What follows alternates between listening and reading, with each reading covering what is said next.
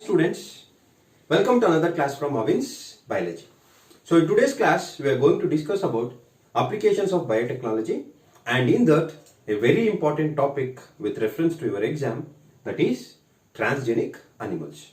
So we are going to discuss about transgenic animals. So let us know what does these transgenic animals mean. So transgenic animals are those animals whose DNA has been manipulated. Whose DNA has been manipulated.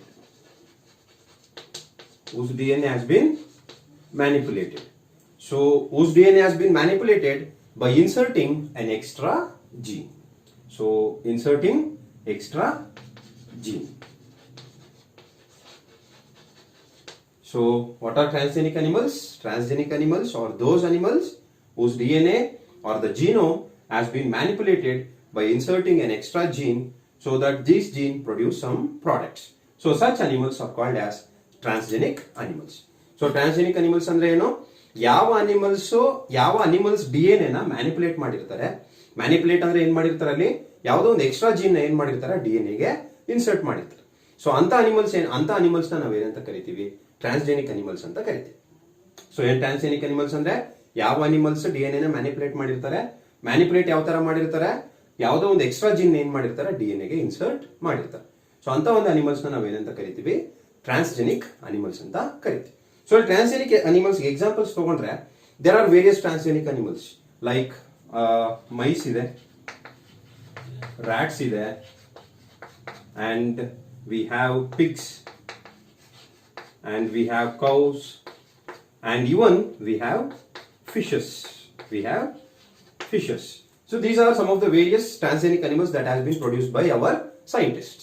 So ಇದರಲ್ಲಿ maximum 95%, more than 95% transgenic animals ಯಾವುದನ್ನ produce ಮಾಡಿದ್ದಾರೆ? They are mice. ಯಾವುದು? mice. So transgenic animals ಅಂದ್ರೆ ಅರ್ಥ ಆಯ್ತಾ? ಯಾವ ಒಂದು animals DNA ಅಥವಾ ಜಿನೋಮ್ ಅದನ್ನ ಏನ್ ಮಾಡಿರ್ತಾರೆ, ಮ್ಯಾನಿಪುಲೇಟ್ ಮಾಡಿರ್ತಾರೆ. ಮ್ಯಾನಿಪುಲೇಟ್ ಅಂದ್ರೆ ಏನ್ ಮಾಡಿರ್ತಾರೆ, ಅಲ್ಲಿ ಯಾವುದೋ ಒಂದು ಎಕ್ಸ್ಟ್ರಾ ಜೀನ್ ಏನ್ ಮಾಡಿರ್ತಾರೆ, ಇನ್ಸರ್ಟ್ ಮಾಡಿರ್ತಾರೆ. ಸೊ ಅಂತ ಒಂದು ಅನಿಮಲ್ಸ್ ನ ನಾವೇನಂತ ಕರಿತೀವಿ? ಟ್ರಾನ್ಸ್ಜೆನಿಕ್ ಅನಿಮಲ್ಸ್ ಅಂತ ಕರಿತೀವಿ. ಸೊ ಟ್ರಾನ್ಸ್ಜೆನಿಕ್ ಅನಿಮಲ್ಸ್ ಅಲ್ಲಿ ಯಾವ್ಯಾವ ಅನಿಮಲ್ಸ್ ಟ್ರಾನ್ಸ್ಜೆನಿಕ್ ಅನಿಮಲ್ಸ್ ಪ್ರೊಡ್ಯೂಸ್ ಮಾಡಿದ್ದಾರೆ ನಮ್ಮ ಸೈಂಟಿಸ್ಟ್ ಗಳು? Mice, rats, pigs, cows, and even fishes. So these are some of the examples, that is the transgenic animals. ಇದರಲ್ಲಿ more than 95% ಯಾವುದು transgenic animals ಇದಾವೆ? Mice ಇದಾವೆ.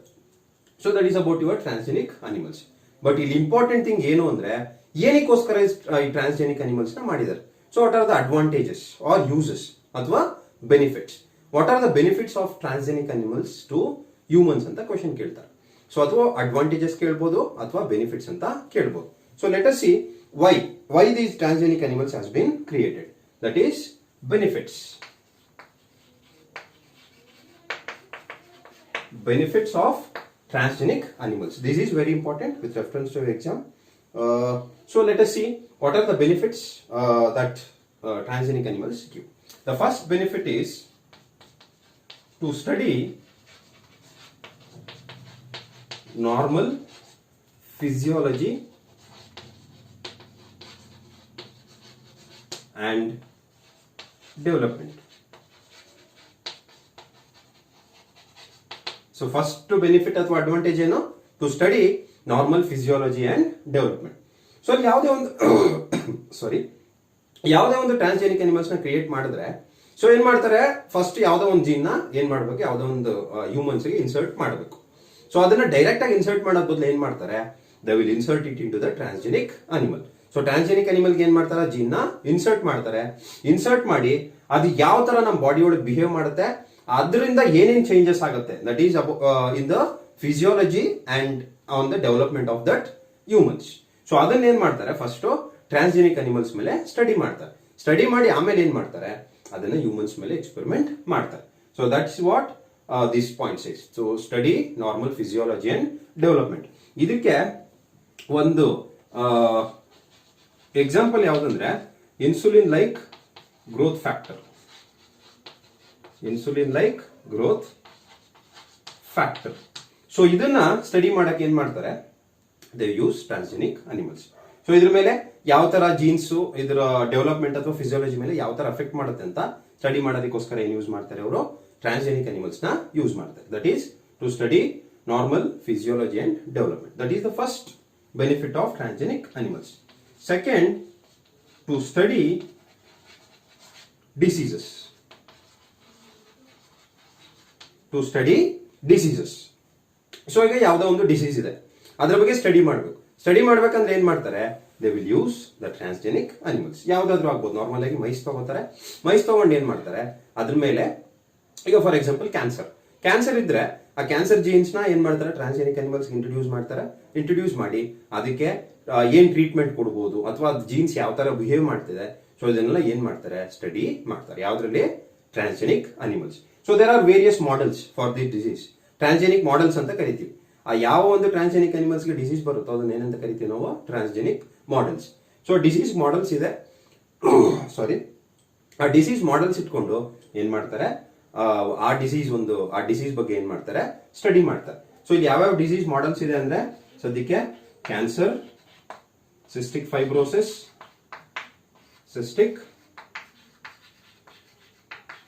Fibrosis, and rheumatoid arthritis,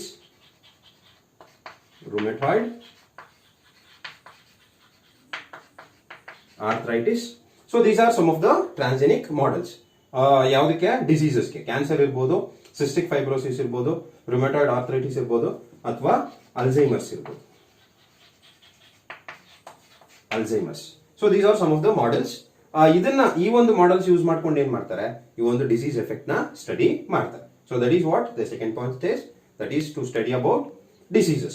And the third point is to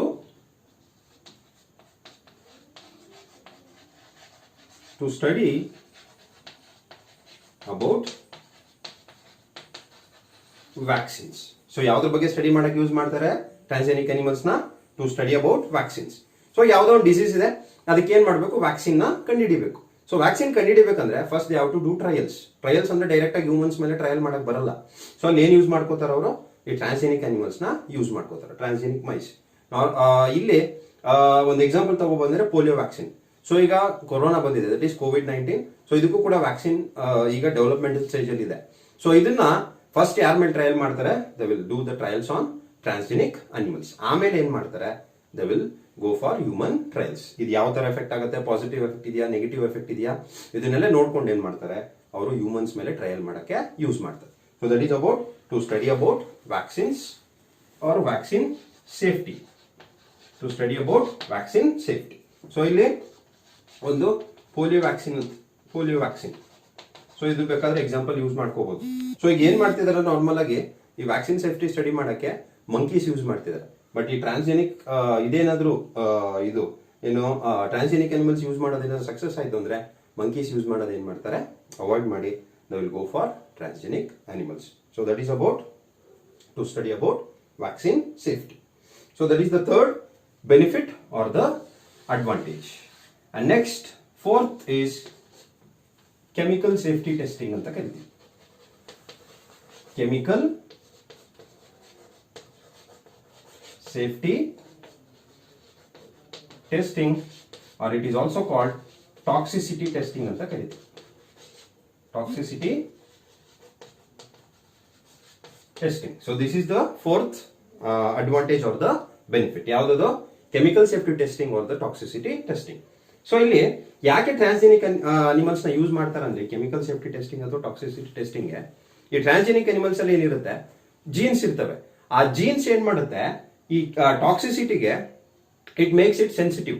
ಈ ನಾನ್ transgenic animals ತಗೊಳಕ್ಕಿಂತ transgenic animals ತಗೊಂಡಾಗ ಏನಾಗುತ್ತೆ, ಆ sensitivity ತುಂಬಾ ಜಾಸ್ತಿ ಇರುತ್ತೆ. ಯಾವ್ದಕ್ಕೆ, ಟ್ರಾನ್ಸ್ಜೆನಿಕ್ ಅನಿಮಲ್ಸ್ಗೆ. ಸೊ ಹಂಗಾಗಿ ಏನ್ ಮಾಡ್ತಾರೆ, ಅವ್ರ ಕೆಮಿಕಲ್ ಸೇಫ್ಟಿ ಟೆಸ್ಟಿಂಗ್ ನ ಟ್ರಾನ್ಸ್ಜೆನಿಕ್ ಅನಿಮಲ್ಸ್ ಮೇಲೆ ಮಾಡ್ತಾರೆ. Because these transgenic animals they are very much sensitive towards the toxicity. So ಹಂಗಾಗಿ ಏನ್ ಮಾಡ್ತಾರೆ, ಅದ್ರ ಮೇಲೆ ಟೆಸ್ಟ್ ಮಾಡ್ತಾರೆ.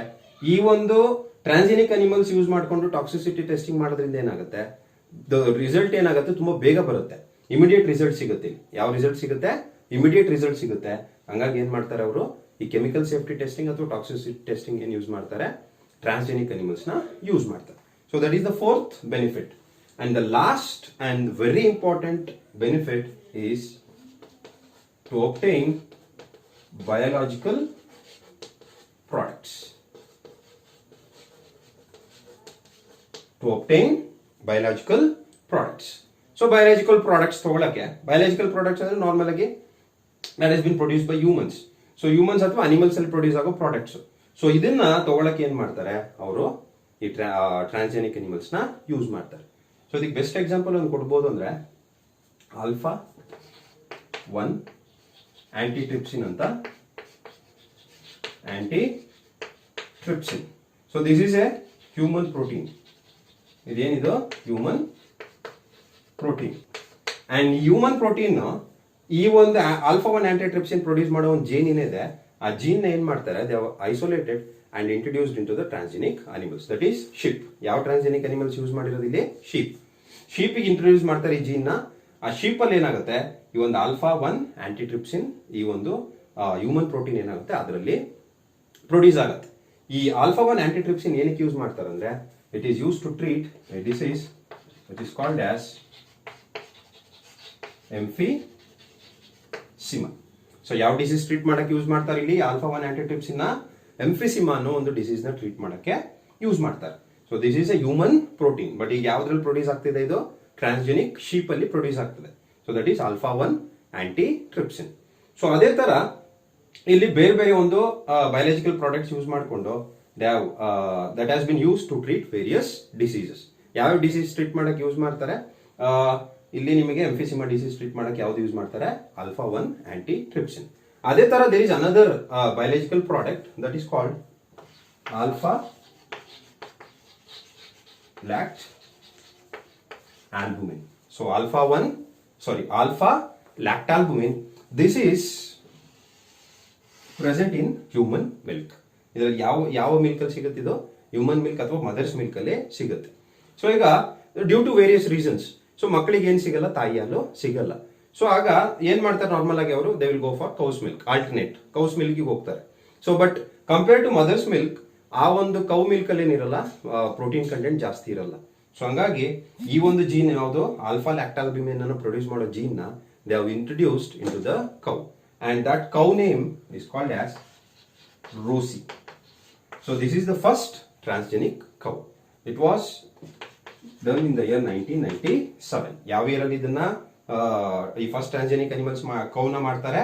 1997. ಇದು ಯಾವ್ದಿದು? ರೋಸಿ. ಇದು ರೋಸಿ ಅನ್ನೋದು it's the first transgenic cow. ಈ ಕೌಗೆ ಯಾವ ಜೀನ್ ಇಂಟ್ರೊಡ್ಯೂಸ್ ಮಾಡ್ತಾರೆ? ಈ ಆಲ್ಫಾ ಲ್ಯಾಕ್ಟಾಲ್ಬುಮಿನ್ ಅನ್ನೋ ಒಂದು ಜೀನ್ ನ ಇಂಟ್ರೊಡ್ಯೂಸ್ ಮಾಡ್ತಾರೆ. ಅದರಿಂದ ಏನಾಗುತ್ತೆ, ಈ ಒಂದು ಕೌಸ್ ಮಿಲ್ಕ್ ಅಲ್ಲಿ, ದಟ್ ಈಸ್ ರೋಸಿ ಅನ್ನೋ ಕೌ ಏನಿತ್ತು, ಈ ಕೌ ಮಿಲ್ಕ್ ಅಲ್ಲಿ ಏನ್ ಸಿಗುತ್ತೆ? Alpha lactalbumin. ಸೊ ಇದನ್ನ ಕೊಟ್ರೆ ಆ ಮಗುಗೆ ತಾಯಿ ಹಾಲಷ್ಟೇ ಇದೇನಿರುತ್ತೆ ಇದರಲ್ಲಿ ಪ್ರೋಟೀನ್ ಕಂಟೆಂಟ್ ಇರುತ್ತೆ. ಸೊ ಹಂಗಾಗಿ ಇದನ್ನ ಏನ್ ಮಾಡ್ತಾರೆ, ಈ ಆಲ್ಫಾ 1 ಲ್ಯಾಕ್ಟಾಲ್ಬುಮಿನ್ ಈ ರೋಸಿ ಟ್ರಾನ್ಸ್ಜೆನಿಕ್ ಕೌ ಏನಿದೆ, ಆ ಕೌ ಮಿಲ್ಕ್ ಬೇರೆ ಒಂದು ಕೌ ಮಿಲ್ಕ್ಗಿಂತ ತುಂಬಾ ಪ್ರೋಟೀನ್ ಕಂಟೆಂಟ್ ಏನಿರುತ್ತೆ ಅದರಲ್ಲಿ ಜಾಸ್ತಿ ಇರುತ್ತೆ. ಸೊ ಇಲ್ಲಿ ಇನ್ನೂ ಒಂದು ಇಂಪಾರ್ಟೆಂಟ್ ಥಿಂಗ್ ನೀವು ತಿಳ್ಕೊಬೇಕು ಏನು ಅಂದ್ರೆ, ದಟ್ ಈಸ್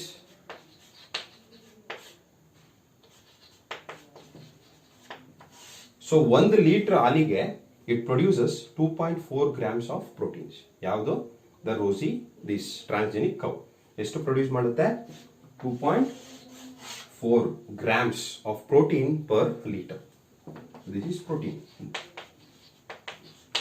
ಸೊ 1 ಲೀಟರ್ಗೆ ಎಷ್ಟು ಪ್ರೋಟೀನ್ ಸಿಗುತ್ತೆ ನಮಗೆ? 2.4 grams. This is important. You should know this the quantity. That is 2.4 grams of protein per litre. 1 litre ಹಾಲಿಗೆ 2.4 grams ಪ್ರೋಟೀನ್ ಸಿಗುತ್ತೆ. ಯಾವ ಒಂದು ಕೌ ಅಲ್ಲಿ? That is the transgenic cow. ಯಾವ್ದು first transgenic cow? Rosie. It was done in the year 1997. ಯಾವ್ದದು? Alpha lactalbumin. ಈ ಒಂದು ಕೌಸ್ milk ಅಲ್ಲಿ ಏನಿರುತ್ತೆ ಆಲ್ಫಾ ಲ್ಯಾಕ್ಟಾಲ್ಬುಮಿನ್ ಇರುತ್ತೆ. ಇದು ನಾರ್ಮಲ್ ಆಗಿ ಹ್ಯೂಮನ್ ಮಿಲ್ಕ್ ಅಲ್ಲಿ ಸಿಗುವಂಥದ್ದು, ಅಂದ್ರೆ ಮದರ್ಸ್ ಮಿಲ್ಕ್ ಅಲ್ಲಿ ಸಿಗುವಂತ ಪ್ರೋಟೀನ್. ಸೊ ಈಗ ಅದನ್ನ ನಾವ್ ಏನ್ ಮಾಡ್ಬೋದು, ಯಾರಿಗೆ ಮದರ್ಸ್ ಮಿಲ್ಕ್ ಸಿಗಲ್ವೋ ಅವರಿಗೆ ಒಂದು ಸಬ್ಸ್ಟಿಟ್ಯೂಟ್ ಆಗಿ ಏನ್ ಮಾಡ್ಬೋದು, ಈ ಒಂದು ಟ್ರಾನ್ಸ್ಜೆನಿಕ್ ಕೌ ಇಂದ ಬರೋ ಮಿಲ್ಕ್ ಅನ್ನ ಯೂಸ್ ಮಾಡ್ಬೋದು. ಸೊ ಇಲ್ಲಿ this is about your biological products. ಒಂದು alpha 1 antitrypsin which is use to treat emphysema, and next is alpha lactalbumin which is a substitute for ಕೌಸ್ milk. That is the first transgenic cow is called as Rosie, and it was in the year 1997. So ಎಷ್ಟು ನಮಗೆ ಸಿಗುತ್ತೆ protein? 2.4 grams per liter of milk. So these are some of the benefits of the transgenic animals, and this is very important from your examination point. So ನೀವು ಕೂಡ transgenic animals ಮೇಲೆ ಏನ್ ಮಾಡ್ಬೋದು, ಒಂದಷ್ಟು research ಮಾಡ್ಬೋದು. ಈಗ ಕೋವಿಡ್ ವ್ಯಾಕ್ಸಿನ್ ಕಂಡುಹಿಡಿತಿದ್ದಾರೆ, ಸೊ ಅದು ಯಾವ ತರ ಯಾವ ಟ್ರಾನ್ಸ್ಜೆನಿಕ್ ಅನಿಮಲ್ಸ್ ಮೇಲೆ ಅದನ್ನ ಎಕ್ಸ್ಪೆರಿಮೆಂಟ್ ಮಾಡ್ತಿದ್ದಾರೆ. So that all you can do. So this is about your transgenic animals, what are transgenic animals and benefits or the advantages. So I'll stop here. So in the next class we'll discuss with an important topic. Thank you.